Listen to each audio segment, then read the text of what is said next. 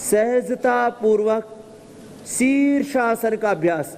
जो शीर्षासन न कर पाए वो सर्वांगासन कर ले।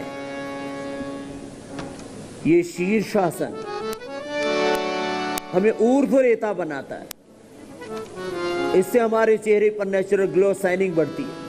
इससे आंखों की ज्योति 100 साल तक अच्छी रहती है। आपको आंखों पर ग्लासेस, चश्मा, ऐनक नहीं आता है।